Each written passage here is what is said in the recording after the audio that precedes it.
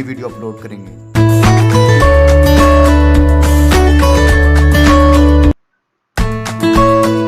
प्रतियोगिता परीक्षाओं की तैयारी करें अब बिल्कुल फ्री और बहुत आसान, क्योंकि हमने चलाई है लाइव क्लासेस, वो भी गुरुकुल पर आपके लिए। तो इसलिए जल्दी से सब्सक्राइब करें गुरुकुल को और साथ में नोटिफिकेशन बेल भी ऑन कर लें। इससे क्या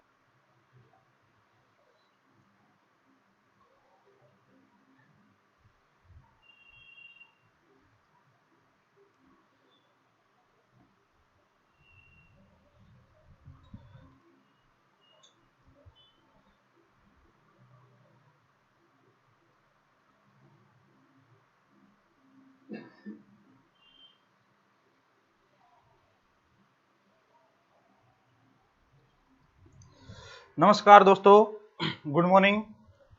आप सभी विद्यार्थियों का स्वागत है राजस्थान की ऑनलाइन क्लास में जो प्रोवाइड करवा रही है आपको गुरुकुल क्लासेज।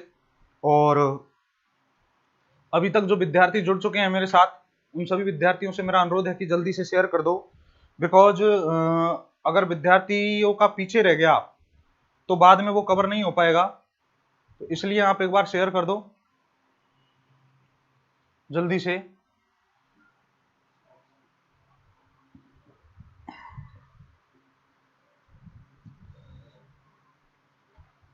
कमेंट भी आप करते जाइए साथ के साथ ही।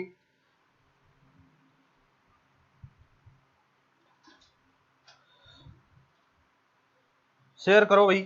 आज जो अपन पढ़ने वाले हैं वो पढ़ेंगे अपन चित्तौड़गढ़ दुर्ग। दुर्गों में सबसे पहला जो दुर्ग पढ़ेंगे चित्तौड़गढ़ दुर्ग पढ़ेंगे। बहुत गौर से समझना है आपको।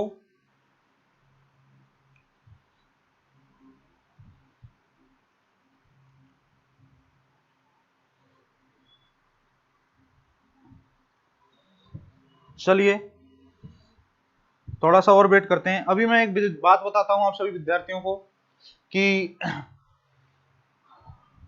आप सभी विद्यार्थियों ने नाम सुना होगा अब्राहम लिंकन का। अब्राहम लिंकन आपको पता है कि एक ऐसे व्यक्ति थे कि उन्होंने कभी निराश नहीं हुए थे। वो उन्होंने कहते हैं 23 बार इलेक्शन लड़े थे और 23 बार ही उन्होंने क्या की थी, हार का सामना करना पड़ा था। लेकिन 24 बार जब वो इलेक्शन लड़े थे तो 24 बार में उनको क्या मिली थी, सफलता मिली थी। तो मैं आपसे कहना चाहूंगा कि आप चाहे छोटे में पढ़ रहे हो, छोटे चैनल से आप पढ़ रहे हो ऑनलाइन, चाहे आप बड़े से पढ़ रहे हो ऑनलाइन, उससे कोई फर्क नहीं पड़ता। फर्क पड़ता है किस चीज से, कि हमें जो क्वेश्चन है, हमें जो मैटर है, जो हमें डाटा मिल रहा है, वो सबसे ज्यादा प्रोवाइड कहां से हो रहा है। ठीक है, तो ये चीज मायने रखती है। दूसरा, आप सभी विद्यार्थियों को यह भी पता होगा कि जब भी हम ऑनलाइन आते हैं, आपको कहने की तो जरूरत ही नहीं पड़नी चाहिए, आपको शेयर अपने आप ही करना चाहिए। तो आप खुद समझदार हो, इसको शेयर किया करो।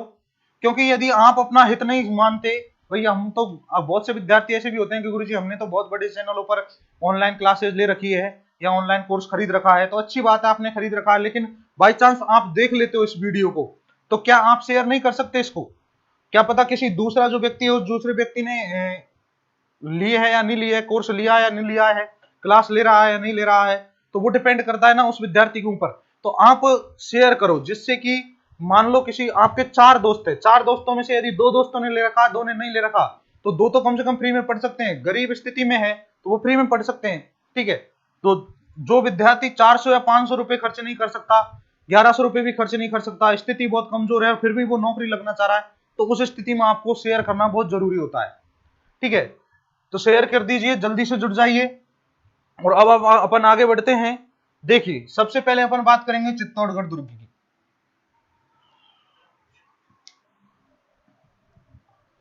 चित्तौड़गढ़ दुर्ग की अपन बात करते हैं।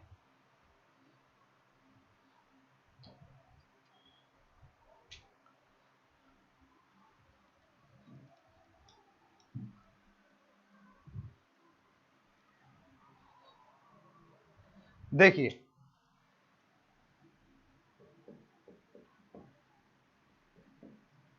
चित्तौड़गढ़ दुर्ग, इस दुर्ग के पीछे बहुत सारी कहानियां हैं, बहुत सारी ऐसी त्याग और बलिदान की जो भावनाएं हैं, बहुत सारे ऐसे अनुभव हैं जिन अनुभवों को राजपूताना जो है उस राजपूताना ने मुख्य रूप से झेला है। केशव जांगड़ गुड मॉर्निंग बेटा, आप शेयर करो इसको। राजपूताना ने बहुत ही अधिक इसको झेला है, बहुत ही अधिक सामना किया है कठिनाइयों का, और इस दुर्ग में सर्वाधिक साके हुए हैं, 3 साके। उन साके के बारे में भी मैं बताऊंगा आपको। उससे पहले मैं इसका सामान्य परिचय आपको बताता हूं इस दुर्ग का। तो यहां पर आपको ध्यान देना है सामान्य परिचय। देखिए, सबसे पहले आपको ध्यान रखना है ये जो दुर्ग है ये कैसा है, ये गिरि दुर्ग है, गिरि दुर्ग है। गिरि दुर्ग का मतलब ये पहाड़ी पर स्थित दुर्ग है, पहाड़ी पर स्थित है ये दुर्ग। अगर बात करें अपन दूसरे गिरि दुर्ग के बाद, तो यह दुर्ग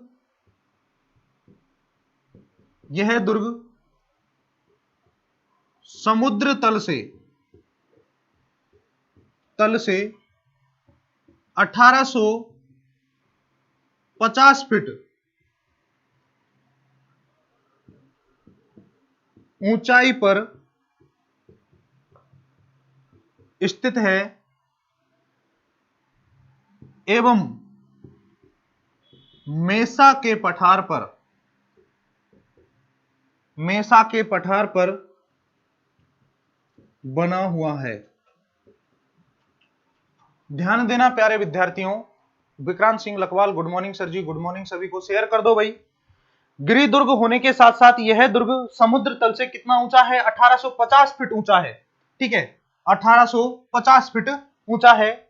और इस जो ये दुर्ग है, ये दुर्ग कहां पर स्थित है, मेसा के पठार पर स्थित है। तो ये चीज भी पूछी गई थी एक बार एक क्वेश्चन एग्जाम में, जो पटवार की एग्जाम हुई थी उसमें, कि चित्तौड़गढ़ दुर्ग कहां पर स्थित है। तो वैसे तो चित्तौड़गढ़ में है, लेकिन कहां पर स्थित है उसमें चित्तौड़गढ़ नहीं दिया गया था, उसमें पठारों के नाम दिए गए थे, जिसमें एक था मेसा का पठार। तो आपका जो करेक्ट आंसर है वो कौन सा है, मेसा का पठार।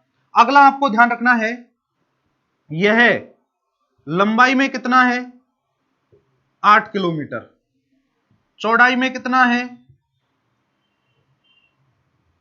2 किलोमीटर, टोटल क्षेत्रफल कितना है इसका,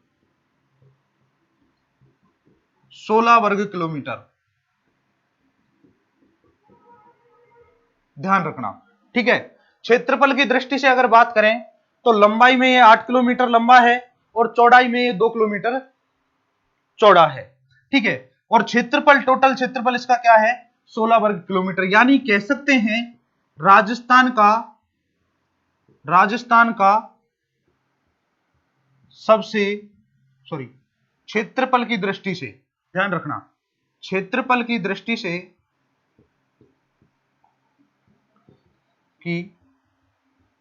से राजस्थान का सबसे बड़ा दुर्ग।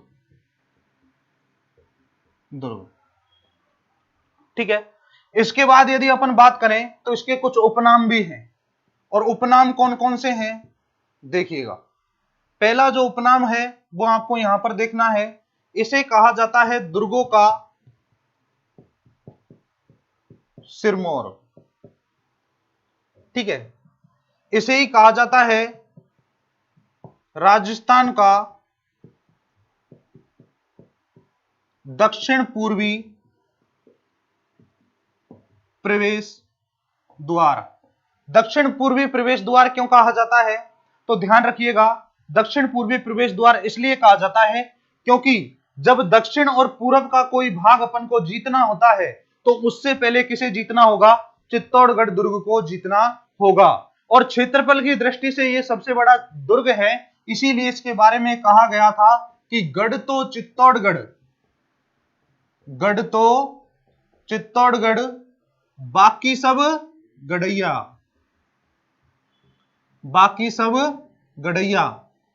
ठीक है, गढ़ तो चित्तौड़गढ़ है लेकिन बाकी कैसे हैं, गड़ैया है। ठीक है, और इसके बाद ध्यान रखना है मालवा का प्रवेश द्वार भी इसे कहा गया है, मालवा का प्रवेश द्वार।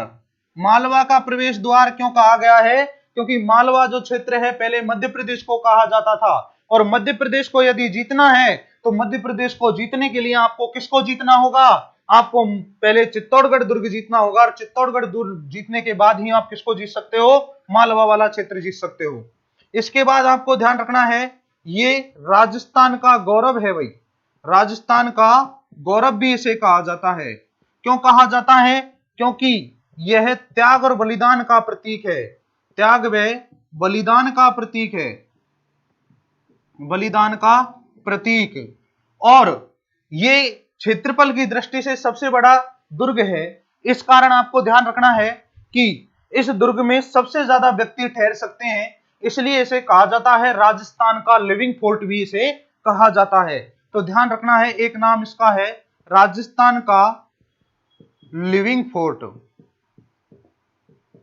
Living fort. इसे ही कहा जाता है सर्वाधिक साके वाला दुर्ग, सर्वाधिक साके वाला दुर्ग, ध्यान रखना, ठीक है। सर्वाधिक साके वाला, लक्ष्मी यादव प्रणाम सर जी, प्रणाम प्रणाम बेटा, है ना। विक्रांत केशव, जितने भी विद्यार्थी हैं सभी विद्यार्थियों से मेरा अनुरोध है इस वीडियो को अधिक से अधिक शेयर करो, ठीक है। दुर्गों का सिरमौर इसे कहा जाता है, राजस्थान का दक्षिण पूर्वी प्रवेश द्वार इसे कहा जाता है, मालवा का प्रवेश द्वार भी इसे कहा जाता है, राजस्थान का गौरव कहा जाता है। इसको त्याग और बलिदान का प्रतीक इसलिए कहा जाता है, वो मैं आपको बताऊंगा आगे क्यों कहा जाता है, ठीक है। राजस्थान का लिविंग फोर्ट और सर्वाधिक साके वाला दुर्ग भी इसे कहा जाता है। उम्मीद करता हूं समझ में आया होगा। राम जी गुड मॉर्निंग, जल्दी से एक बार इसका स्क्रीनशॉट लीजिए और फिर अपन आगे बढ़ते हैं।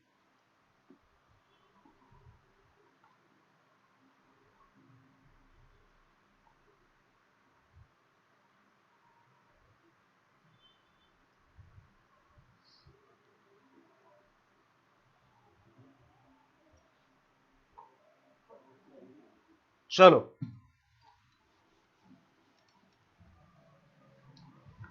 अब देखिए, सबसे पहले अपन बात करते हैं निर्माण की।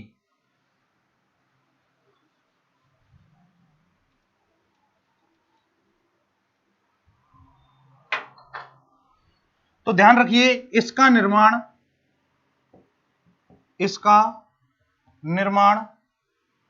मौर्य शासक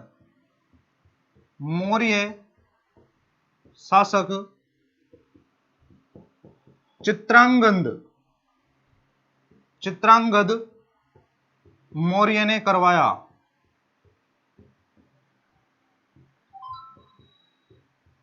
था, जिसे चित्रकूट नाम दिया। बाद में इसी का अपभ्रंश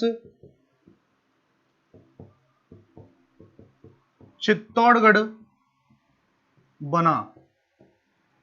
बाद में इसी का अपभ्रंश क्या बना, चित्तौड़गढ़ बना। यहां पर आपको ध्यान रखना है कि कर्नल जेम्स टॉड जो इतिहासकार थे, कर्नल जेम्स टॉड ने एक टिप्पणी दी थी कि इसका अंतिम मौर्य शासक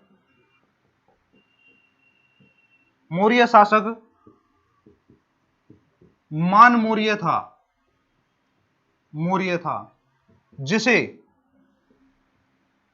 मेवाड़ के प्रथम शासक कालभोज, जिसे क्या कहा जाता है, बप्पा रावल भी कहा जाता है, उसके गुरु थे हरित ऋषि, ठीक है ना।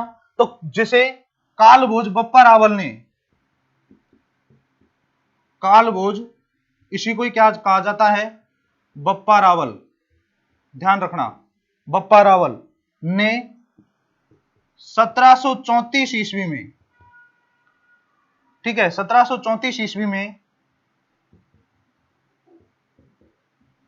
छीन लिया था।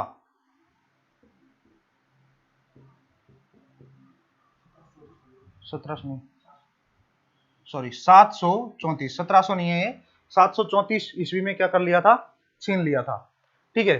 तो तब ये जो दुर्ग था, उस दुर्ग के जो अंतिम शासक बताए थे वो किसको बताया था? मान मौर्य को बताया था। किसने बताया था?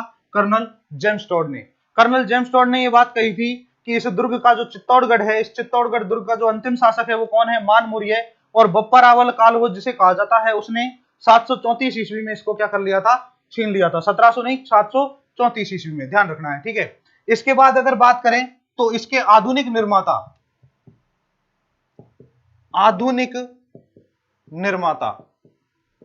उससे पहले मैं एक टिप्पणी और बता देता हूं।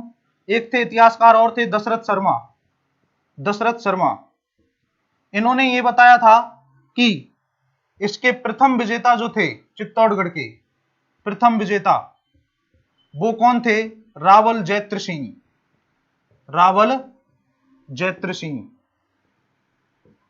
ठीक है, रावल जैत्र सिंह थे, ठीक है ना। इसके बाद बात करें आधुनिक निर्माता की, तो आधुनिक निर्माता कौन थे? महाराणा कुंभा। क्यों कहा जाता है इनको आधुनिक निर्माता? क्योंकि इन्होंने इस दुर्ग में सर्वप्रथम सर्पिलाकार प्रवेश द्वार का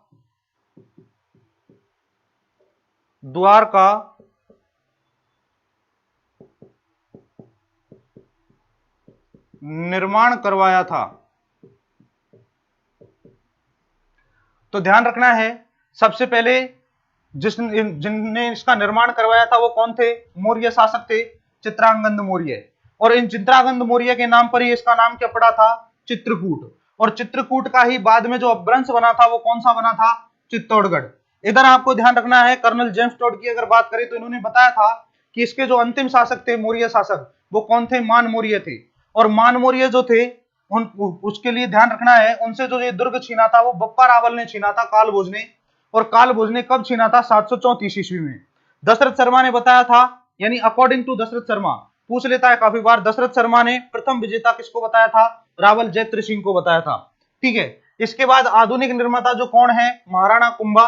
और जिन्होंने क्या किया था? यहां पर सर्पिलाकार प्रवेश द्वार का क्या करवाया था? निर्माण करवाया था। तो जल्दी से स्क्रीनशॉट लीजिए और शेयर कीजिए भाई इसको जल्दी से, है ना।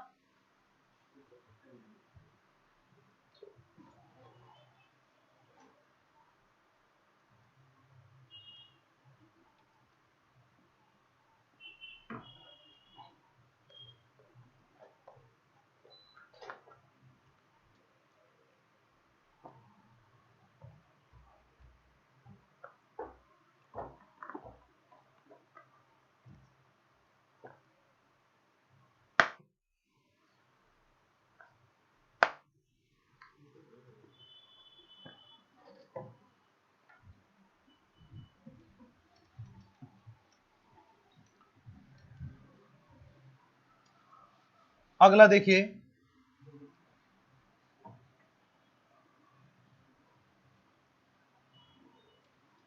इस दुर्ग में है क्या? तो देखिएगा, हरकेश सिंह गुड मॉर्निंग। ये दुर्ग है, सपोज दैट, आपको देखना है सबसे पहले इसमें जो निर्माण करवाया था वो सर्पिलाकार मार्ग का निर्माण करवाया था। ये इसके बाद दुर्ग है, इसका निर्माण किसने करवाया था? सर्पिलाकार मार्ग, इसका निर्माण करवाया था राणा कुंभा ने, ठीक है। राणा कुंभा ने इसका क्या करवाया था? निर्माण करवाया था। इसके बाद अगर अपन बात करें तो यहीं पर मीरा मंदिर है, मीरा मंदिर जिसे कहते हैं कृष्ण मंदिर, ठीक है। इसका निर्माण करवाया था मीरा के लिए उनके ससुर ने, राणा सांगा ने। किसने करवाया था? राणा सांगा ने इसका क्या करवाया था? निर्माण करवाया था। किसके लिए? मीराबाई के लिए, जो कि कृष्ण की क्या थी? भक्त थी। और मीराबाई के लिए जो निर्माण करवाया था, इस मंदिर में जो भगवान कृष्ण की मूर्ति थी, उस मूर्ति को जब मानसिंह ने, जो कस्बा वंश के थे, मिर्जा राजा मानसिंह, उन्होंने चित्तौड़गढ़ पर आक्रमण किया था, चित्तौड़गढ़ को जीता था, उस वक्त इस मंदिर की मूर्ति को यहां पर लेकर आए और आमेर किले में जो जगत शिरोमणि मंदिर है वहां पर उसको क्या किया? स्थापित किया। तब उसको क्या कहा गया? जगत शिरोमणि मंदिर कहा गया। तो ध्यान रखना है। इसके बाद देखो यहीं पर दो मंदिर और हैं, एक तो है कुंभ स्वामी मंदिर, कुंभ स्वामी मंदिर, और दूसरा है बराह मंदिर। ये दोनों जो हैं इनका निर्माण करवाया था राणा कुंभा ने। ठीक है, ध्यान रखना है, कुंभ स्वामी मंदिर और बराह मंदिर जो है इनका निर्माण करवाया था राणा कुंभा ने। यहीं पर एक मंदिर और है जिसका नाम है त्रिभुवन नारायण मंदिर। त्रिभुवन नारायण मंदिर, जिसका निर्माण करवाया था परमार शासक राजा भोज ने करवाया था। परमार शासक कौन थे? राजा भोज ने करवाया था, इसलिए इसे भोज मंदिर भी कहा गया। बाद में जब राणा कुंभा आए और उन्होंने मुकुल, जो कुंभा के पिता थे मुकुल, राणा मुकुल, उन राणा मुकुल ने इसको मंदिर को देखा तो ये छत बिछत था। उस वक्त इन्होंने क्या किया, जो त्रिभुवन नारायण मंदिर है, इस त्रिभुवन नारायण मंदिर को इन्होंने पुनर्निर्माण करवाया, और पुनर्निर्माण जो करवाया वो कराया था समीदेश्वर के नाम से, समीदेश्वर महादेव मंदिर, जिसको क्या कहते हैं, मुकुल मंदिर भी कहते हैं, मुकुल मंदिर। ध्यान रखना, त्रिभुवन नारायण मंदिर का निर्माण करवाया था किसने? परमार शासक भोज ने। और समीदेश्वर महादेव मंदिर जो है, इस समीदेश्वर महादेव मंदिर का जो निर्माण करवाया था वो किसने करवाया था? पुनर्निर्माण करवाया था राणा मुकुल ने, जो कुंभा के पिताजी थे। और कहते हैं कि जो मुकुल है, उस मुकुल ने इस मंदिर का निर्माण करवाया, इसीलिए इस मंदिर को क्या कहा गया? मुकुल मंदिर कहा गया। यहीं पर एक मंदिर है और उसको कहते हैं तुलजा भवानी मंदिर। तुलजा भवानी मंदिर, ये तुलजा भवानी शिवाजी की क्या थी? कुल देवी थी। जो शिवाजी थे, वीर शिवाजी, उनकी कुल देवी थी। ध्यान रखना है आपको। ये तुलजा भवानी मंदिर का निर्माण किसने करवाया था? बनवीर ने करवाया था, बनवीर। ठीक है ना? बनवीर जो था, ये कहते हैं कि दासी पुत्र था, और उडना राजकुमार जो पृथ्वीराज सिसोदिया था उसका पुत्र था ये। तो उसके बारे में बताऊंगा आगे आपको। इसके बाद यहीं पर एक मंदिर है और वो है सतबीज देवरी मंदिर। सतबीज देवरी मंदिर, जो किस धर्म से संबंधित है? जैन धर्म से। इसका निर्माण भी किसने करवाया था? महाराणा कुंभा ने करवाया था। इसके बाद यदि अपन बात करें तो यहीं पर एक मंदिर है और उस मंदिर का नाम है कुकड़ेश्वर महादेव मंदिर। कुकड़ेश्वर महादेव मंदिर, इसका निर्माण भी किसने करवाया था? राणा कुंभा ने करवाया था। यहीं पर एक और है नवकोठा भंडार। नवकोठा भंडार, इसका निर्माण भी किसने करवाया था? बनवीर ने। अब देखिएगा, एक और मंदिर यहां पर है और वो है कालिका माता मंदिर। कालिका माता मंदिर, और ये कालिका माता मंदिर है, इसी को ही कहा जाता है सूर्य मंदिर। सूर्य मंदिर। ठीक है, इसके बाद आपको ध्यान रखना है यहां पर कि इसी में ही कीर्ति स्तंभ है। कीर्ति स्तंभ, जिसे ही क्या कहा जाता है? विजय स्तंभ। इसका निर्माण किसने करवाया था? महाराणा कुंभा ने करवाया था। और इधर बात करें तो एक और है यहां पर जैन कीर्ति स्तंभ। इसका निर्माण जीजाक ने करवाया था। जीजाक। ठीक है, जीजाक ने इसका क्या करवाया था? निर्माण करवाया था। तो मुख्य रूप से ये कुछ मुख्य स्थान है जो कहां पर स्थित है? चित्तौड़गढ़ में। दूसरा आपको यह भी ध्यान रखना है कि ये जो दुर्ग है, ये दुर्ग दो नदियों के किनारे संगम पर स्थित है। एक तो है गंभीरी नदी और दूसरी है बेड़च नदी। बेड़च नदी और गंभीरी नदी, इसके क्या है? संगम पर यह स्थित है। कौन सा दुर्ग? चित्तौड़गढ़ दुर्ग। तो ध्यान रखना है प्यारे विद्यार्थियों, ये जो चित्तौड़गढ़ दुर्ग है, ये चित्तौड़गढ़ दुर्ग दो नदियों के संगम पर स्थित है। तो एक बार जल्दी से इसका स्क्रीनशॉट लीजिए, फिर अपन आगे बढ़ते हैं।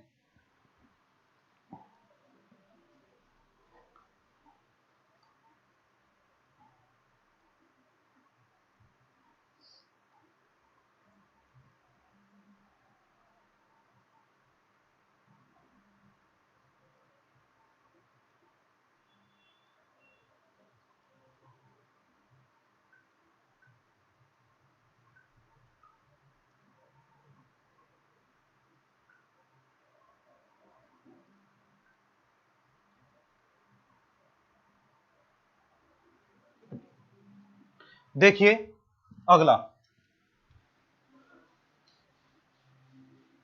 इसी में ही आपको मिलेंगे गोरा बादल के महल। रानी पद्मिनी के समय पर थे गोरा और बादल, दोनों सेनापति थे। ठीक है, तो ध्यान रखना है, इसी में ही आपको मिलेंगे गोरा और बादल के महल।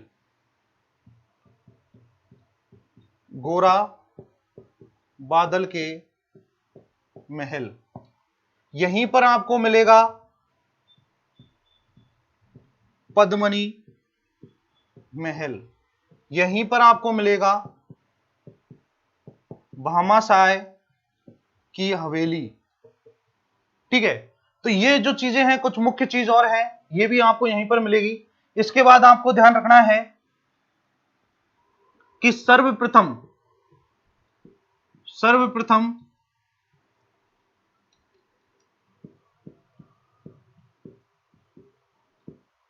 चित्तौड़गढ़ पर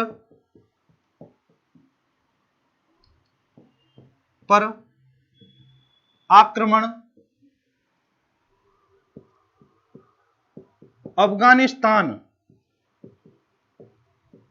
के सूबेदार मामू के द्वारा किया गया। ठीक है, इसके बाद अगर बात करें तो यहां पर आपको ध्यान रखना है, एक है श्रृंगार चबरी, ये मुख्य रूप से शांतिनाथ जैन मंदिर है, जिसका निर्माण किसने करवाया था? बेलका ने करवाया था। यहीं पर महाराणा कुंभा जो है, इस मंदिर में ही महाराणा कुंभा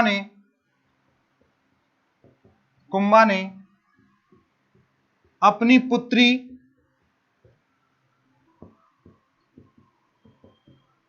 रमाबाई का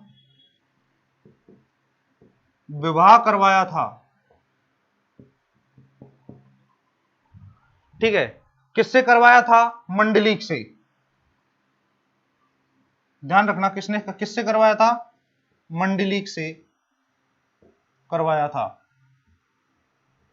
यहीं पर एक संग्रहालय है फतेह प्रकाश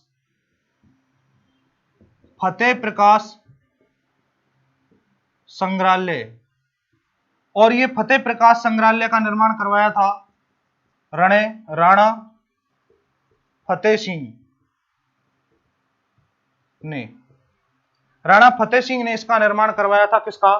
फतेह प्रकाश संग्रहालय का, जो वर्तमान में संग्रहालय है। और इसके अंतर्गत जो राणाओं की वेशभूषा है, उनके जो आभूषण है या फिर उनके जो हथियार हैं, उन हथियारों को क्या किया गया है, इसमें सजोकर रखाया गया है।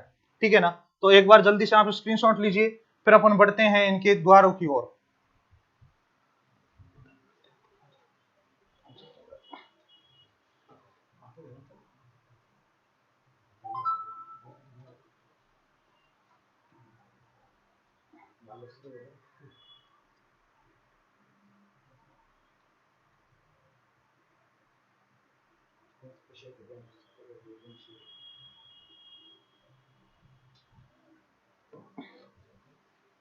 चलो,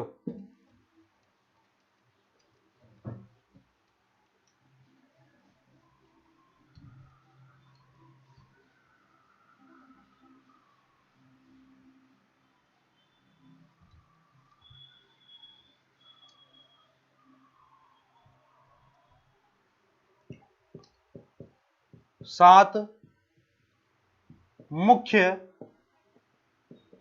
प्रवेश द्वार। सबसे पहला है पांडन पोल, और जो पांडन पोल है, इस पांडन पोल पर आपको ध्यान रखना है, ठाकुर बाघ सिंह का स्मारक बना हुआ है, जिन्होंने द्वितीय शाखा में क्या किया था? केसरिया किया था। ठीक है, ठाकुर बाघ सिंह का क्या बना हुआ है? स्मारक। दूसरा जो है वो है भैरव पोल, और भैरव पोल पर वीर कल्ला जी की छतरी स्थित है। जयमल मेड़तिया और वीर कल्ला जी ये दोनों काका भतीजे थे, और तीसरा जो साका हुआ था 1568 में, उस साके में इन्होंने केसरिया किया था और उस वक्त वीर गति को प्राप्त हुए थे। इसलिए वीर कल्ला जी की जो छतरी है कहां पर स्थित है? भैरव पोल पर। तीसरा जो है वो है हनुमान पोल। चौथा ध्यान रखना है आपको गणेश पोल। पांचवा जोडला पोल। छठवां लक्ष्मण पोल, और सातवां जो है वो है राम पोल। ध्यान रखना है इस राम पोल पर फत्ता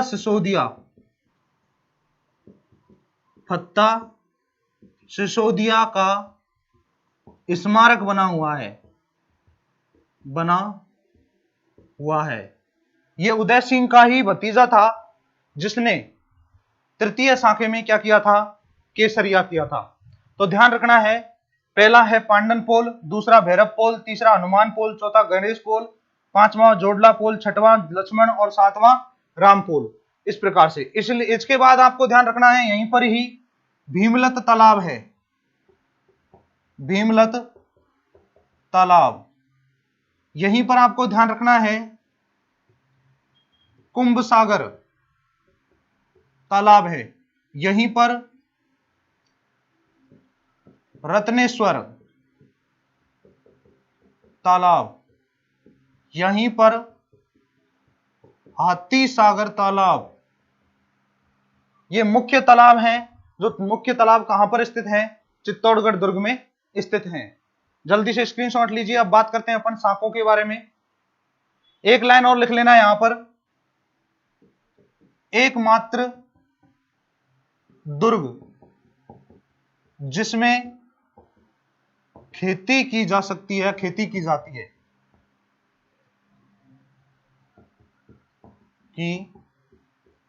है, यह ऐसा दुर्ग है एकमात्र, क्षेत्रफल की दृष्टि से बहुत बड़ा है, इसलिए इसमें खेती भी की जाती है। ध्यान रखना, मुख्य रूप से पूछ लेता है क्वेश्चन। जल्दी से स्क्रीनशॉट लीजिए, फिर बात करते हैं साकों के बारे में।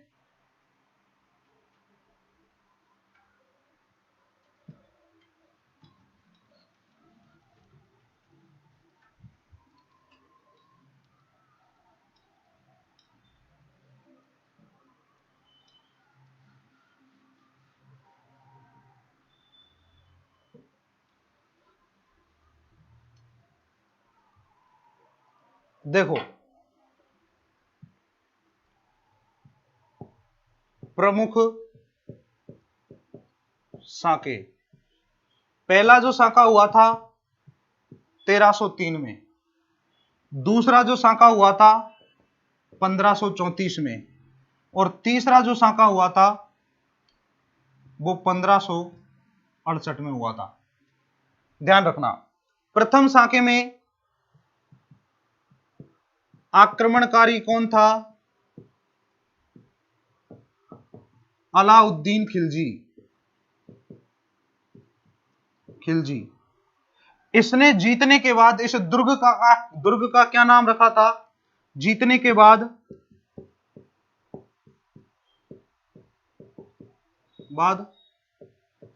अपने पुत्र खिज्र खां के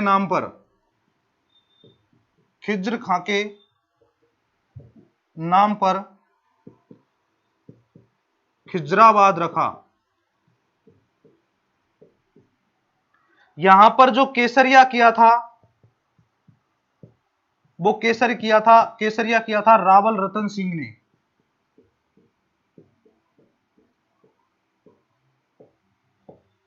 और जौहर जो किया था वो जौहर किया था पद्मनी ने, रानी पद्मनी ने। ठीक है, इसके बाद यहां पर यह भी ध्यान रखना है कि अलाउद्दीन खिलजी ने जब ये जीता था तो यहां पर कत्लेआम जारी करवा दिया था, कत्लेआम जारी करवाया था। ठीक है, अगला आप देखिए 1534 में जो आक्रमणकारी है, आक्रमणकारी कौन था? गुजरात का शासक था, गुजरात का शासक बहादुर शाह था। यहां पर अगर बात करें केसरिया की, वैसे शासन यहां पर विक्रमादित्य का था, उदय सिंह के भाई विक्रमादित्य का। उदय सिंह उस वक्त छोटा था।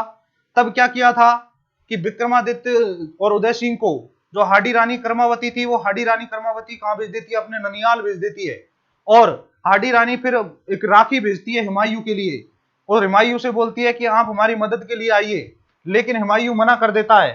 तब यहां पर जो केसरिया करते हैं वो देवलिया के ठाकुर,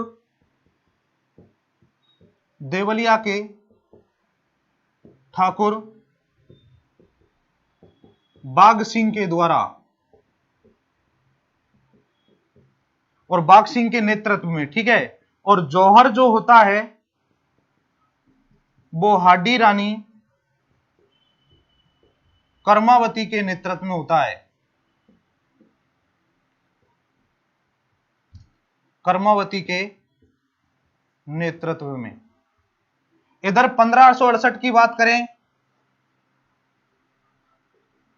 तीसरे सांके की बात करें, तो यहां पर जो आक्रमणकारी था वो आप सबको पता है अकबर था। ठीक है, और यहां पर जो केसरिया किया था वो केसरिया, इन्होंने भी कत्लेआम जारी करवाया था भाई, कत्लेआम भगवंत दास के कहने पर, भगवंत दास के कहने पर। केसरिया की बात करें तो यहां पर जो केसरिया किया था वो जयमल ने, जयमल मेड़तिया और फत्ता सिसोदिया के नेतृत्व में, नेतृत्व में। ठीक है, और जौहर जो किया था वो जौहर आप ध्यान रखना किसके नेतृत्व में हुआ था? फूलकवर। फूलकवर कौन थी? फूलकवर फत्ता सिसोदिया की पत्नी थी और जयमल की क्या थी? बहन थी। तो ध्यान रखना फूलकवर जो है उस फूलकवर के नेतृत्व में यहां पर क्या करवाया गया? जौहर किया गया। तो इस प्रकार से अपना ये था चित्तौड़गढ़ दुर्ग। वैसे मैं आपको बहुत कुछ बताने वाला था इस दुर्ग के अंतर्गत, लेकिन विद्यार्थियों की बहुत अधिक संख्या कम होने के कारण मैंने आपको कुछ नहीं बताया। इसमें जो मुख्य चीज है वो मुख्य चीज ही मैंने आपको बता दी है जो एग्जाम में आने वाली है। बाकी मैं इतिहास के बारे में बताता, थोड़ा आपको इंटरेस्टिंग चीज भी बताता इसमें, लेकिन आप लोग क्या करते हो, शेयर करते नहीं हो और खुद देखते रहते हो, दूसरों का भला आप सोचते नहीं हो। तो इसलिए मैंने इतना ही बताया जो एग्जाम की दृष्टि से आएगा। बाकी आपकी कल क्लास होगी 10 बजे और भूगोल की क्लास होगी 9 बजे। तब तक के लिए धन्यवाद। मिलते हैं कल सुबह मॉर्निंग में 9 बजे, और मैं आशा करता हूं कि कल इनसे और अधिक विद्यार्थी मेरे साथ जुड़ेंगे। तब तक के लिए धन्यवाद। प्रतियोगिता परीक्षाओं की तैयारी करें अब बिल्कुल फ्री और बहुत आसान, क्योंकि हमने चलाई है लाइव क्लासेस, वो भी गुरुकुल पर आपके लिए। तो इसलिए जल्दी से सब्सक्राइब करें गुरुकुल को और साथ में नोटिफिकेशन बेल भी ऑन कर लें। इससे क्या होगा, सारे अपडेट मिलेंगे आपको जब भी हम कोई नई वीडियो अपलोड करेंगे।